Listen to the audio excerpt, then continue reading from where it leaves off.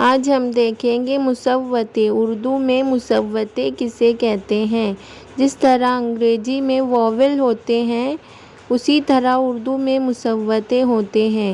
واول ان اردو: انگریزی میں واول اے ای آئی او یو ہوتے ہیں اور اردو میں مصوتیں 4 ہوتے ہیں، اور وہ کون کون سے ہوتے ہیں ہم دیکھیں گے۔ اسی طرح ہم مصوتوں کا تعارف اور استعمال بھی دیکھیں گے، جیسے پہلا ہے الف، دوسرا ہے واو، تیسرا ہے چھوٹی ی، چوتھا ہے بڑی ی۔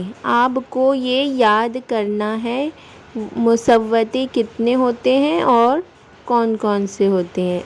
اس میں مصوتیں حرف تہجی کے ساتھ مل کے بنیں گے، جیسے بے میں الف ملا، لام ٹے یہ بالٹی، الف کی آواز آ، واو کی آواز وا، پے میں واو ملا، پو، دال الف دا مل کے بنا پودا۔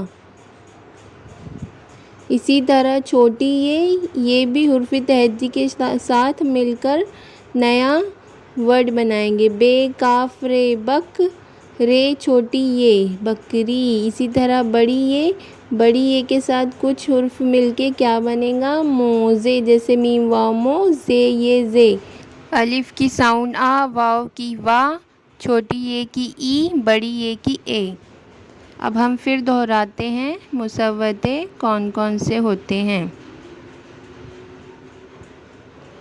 الف، واو، چھوٹی یہ، بڑی یہ۔ حرف تہجی کو ملا کر لفظ بنانے کے لیے مصوتیں استعمال ہوتے ہیں۔ حرف تہجی کو ملا کر لفظ بنانے کے لیے مصوتیں استعمال ہوتے ہیں۔ مصوتیں ساؤنڈ بناتے ہیں۔